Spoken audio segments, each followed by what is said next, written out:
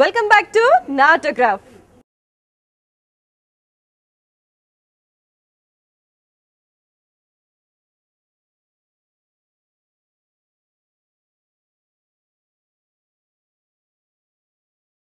మీరు రాజకీయంలో వచ్చారు, మళ్ళీ తిరిగి వచ్చే అవకాశాలు ఏమైనా ఉన్నాయా? అంటే నేను ఒకసారి ఎమ్మెల్యేగా ఎలక్ట్ అయ్యి 1999 నుంచి 2004 దాకా చట్టసభలో ఉన్నానండి, శాసనసభలో. తర్వాత కొంచెం నాకు ఉండేటువంటి పర్సనల్గా డొమెస్టిక్ ఇబ్బందులు, తర్వాత నా సినిమా బాగా బిజీ అవటం, కొన్ని రకరకాల వీటి వల్ల ఆర్థికంగా తట్టుకోలేక, అప్పుడు నేను ఎమ్మెల్యే అయిన పరిస్థితి వేరు, ఇప్పుడున్నటువంటి పరిస్థితి వేరు. ఇప్పుడు టీవీలోనే డైరెక్ట్గా చెప్పేసుకుంటున్నారు కదా, ఎమ్మెల్యేకి అయితే 7 కోట్లు అవుతుంది, ఎంపీ అయితే 16 కోట్లు అవుతుందని వాళ్ళే డైరెక్ట్గా చెప్తున్నారు. కాదు ప్రజలు ఎంత అర్థం చేసుకోకుండా వాళ్ళ తప్పట్లు కొడుతున్నారంటే, ఓడిపోయినవాడు 7 కోట్లు అంటున్నాడు, గెలిచినవాడు 16 కోట్లు అయింది అంటున్నాడు. అంటే ఈ 16, 7, 23 మీరే తిన్నారా, మీకే ఖర్చు పెట్టామని చెబుతున్నాడు. కాబట్టి ఇంకా నువ్వు డబ్బు ఖర్చు పెట్టావు, డబ్బులని అనడం వేస్ట్. కాబట్టి ఇప్పుడున్నటువంటి వాతావరణాన్ని నేను తట్టుకోలేని పరిస్థితి. అందువల్ల కొంచెం పార్టీలోనే ఉన్నాను, బీజేపీలోనే, దాన్ని విడిచే పని లేదు. నా మాతృ ఇది, ఐ లవ్ ఇట్ అండి, ఐఎమ్ ఫర్ ఇట్. మీరు ఇప్పుడు సినిమా రంగానికి రావాలి అనుకుంటున్న వాళ్ళకి మీరిచ్చే సజెషన్ ఏంటి? ఎవరో ఒకరు సపోర్ట్ ఉండి, ఏమండి కాస్త అలాంటి వెనక నుంచి ఏదో అంటారు కదా, కొంచెం తట్టుకుని రికమెండ్ చేసి, ఇది రకరకాలు అనుకోండి, అలాంటి వాళ్ళకి ఏదన్నా కొంచెం నెమ్మదిగా తొందరగా కాస్త అందరికంటే కొంచెం త్వరగా రావడానికి వస్తుందండి. ఆ వచ్చిన వాళ్ళల్లో బాగా టాలెంట్ ఉన్నటువంటి వాళ్ళు లాంగ్ లివిటీ ఉండి స్థిరపడిపోతారు. అంతేగాని డైరెక్ట్గా ఏదో వచ్చి మనం సాధిస్తాం అనుకుంటే, నా సలహా ఏంటంటే సినిమాకి రావద్దని. ఎందుకంటే ఆ రోజుల్లో సినిమా అండి, ఇప్పుడు సినిమా లేదు. ఇప్పుడు మీరు టీవీలో చూస్తున్నారు, డ్యాన్స్లు వస్తుంటాయి, డ్యాన్స్ ప్రోగ్రామ్ ఉంటారు, అందులో ఒక్క డాన్స్ మూమెంట్ ఉండదు, మొత్తం సర్కస్ మూమెంట్లే ఉంటాయి కదా. ఇంకా మరి అది నేర్చుకున్నాడు, ఈ సినిమాకి ఎట్ట వస్తాడు, దీని పనికిరాడు కదా. కాబట్టి ఆ నటన అదంతా పోయిందండి.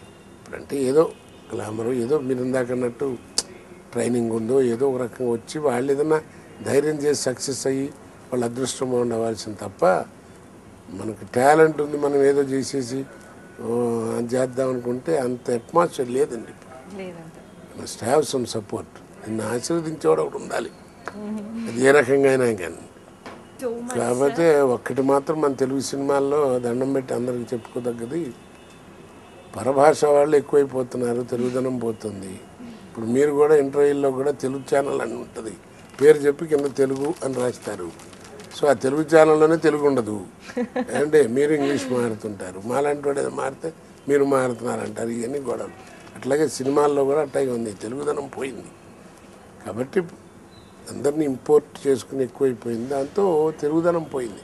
తెలుగు సినిమా లేదు ఇప్పుడు, ఓన్లీ సినిమా ఇస్ దేర్ అంతే తప్ప తెలుగు సినిమా అనేది లేదు.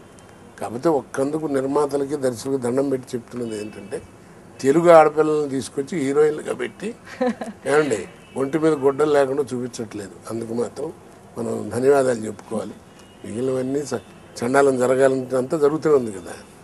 ఎప్పుడైనా మీకు తెలుగుదనం ఏదో నాలాంటి వాడు ఏదైనా కాదంటే చేదస్తూ ఉంటారు. నేను గట్టిగా పోరాడుతూనే ఉంటాను, మీరు అందరూ టీవీలో చూస్తున్నారు కదా, తెలుగువారు అని. అవునండి, ఎందుకంటే ఇవాళ సినిమా నుంచి రాజకీయాలకు వెళ్ళిన, రాజకీయాల నుంచి సినిమాలకు వచ్చిన వాళ్ళు కూడా వీళ్ళందరూ కూడా మాట్లాడింది అదే, తెలుగుదనం, తెలుగు తేజం. ఏమండి బ్రహ్మాండంగా ఏదో మా రామారావు గారు లేకపోతే ఇంకోళ్ళని పోల్చుకుంటూ తెలుగుదనం, తెలుగు తేజాన్ని నేను కాపాడుతాను, ఈ స్పీచ్లు అన్నీ ఉంటాయి. సామాజిక న్యాయాలు, అందరం కలిసి ఉండాలి, ఇవన్నీ ఉంటాయి. ఎవరు చేస్తారు చెప్పండి. కాబట్టి వాళ్ళు దీనికోసం అది తప్ప, అది చేయమని అడిగేది నేను. మనం అంటాం మానేటి తప్పేం లేదు కదా. ఇప్పుడు కూడా శ్రీనివాసరావు ఏంట్రా ఎప్పుడు చూసినా ఇదే నాసాడికి, ఒక రెండో పని లేదు, తెలుగు వాళ్ళని పెట్టుకోండి, బయట వాళ్ళని తీసుకురాకండి అని గొడవ చేస్తుంటారు, నచ్చ అనుకుంటారు. అనుకోనివ్వండి, నేను పట్టించుకోను. ఎందుకంటే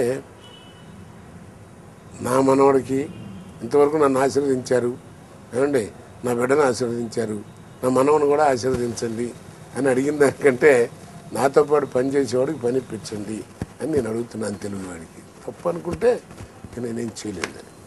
ఎప్పుడైనా మీకు రిటైర్మెంట్ తీసుకుంటే బాగుండు, ఇన్నేళ్ళుగా చేశాను, ఇంకా చాలు, ఇంకా అందరికీ నేను తెలిసిపోయాను, నా యాక్టింగ్ తెలుసు, ఇంకా నేను రిటైర్మెంట్ తీసుకొని రెస్ట్ తీసుకుంటాను, సినిమాలో అది ఉండదండి.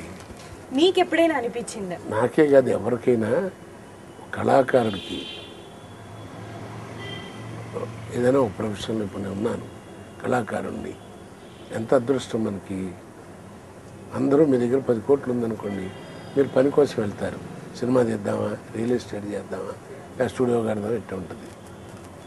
నాకేం లేదు, కష్టపడి పని చేసి వస్తాను, రాత్రి 2 మెతులు పడుకుంటే పొద్దున్న లేచేవాడు నాకు గుమ్మం దగ్గర పని వస్తుంది, కొట్టగారు మేము సినిమా తీస్తున్నామండి, మాకు వేషంగా ఉండేది. మరి దీన్ని మనం వద్దంటాం అనేది చాలా తప్పు. ఆ వద్దు నువ్వు అక్కర్లేదు అనుకునే రోజు వస్తుంది, ఆ వచ్చినప్పుడు మనం అనకపోయినా అడిగినా ఎవడెవడు. అందుకని నా ప్రిన్సిపల్ ఏంటంటే ఏజ్కి దానికి సంబంధం లేదు. అవకాశాలు వచ్చినన్ని రోజులు మన గుమ్మం దగ్గర పని వస్తుంది, నన్ను నమ్మి ప్రజలు ఇంకా కొడచినాచో ఒక యాక్టర్ ఉన్నాడు అనుకుని ఈ ఏజ్లో కూడా వర్క్ నా ఇంటికి వస్తుంది. ప్రకారంగా నా ప్రకారం సార్ నేను ఇదివరట్లా కింద పడలేను, మీద పడలేను, కొట్టించుకోలేను, తన్నించుకోలేను, కొంచెం ఏజ్ వచ్చింది కాలు నొప్పి అది ఇది అని చెప్తుంటాను. తెలుసు సార్ మిమ్మల్ని, మీకు ఎందుకు సార్ మీరే వేయాలి వేషం అని అంటున్నప్పుడు ఇంకా చూడండి నేను 9 తర్వాత పని చేయలేనయ్యా, 9 లోపు రాలేనయ్యా, ఓకే సార్ అంటున్నారంటే ఎంత అదృష్టం ఉండాలండి అది. థ్యాంక్ యూ సో మచ్ అండి.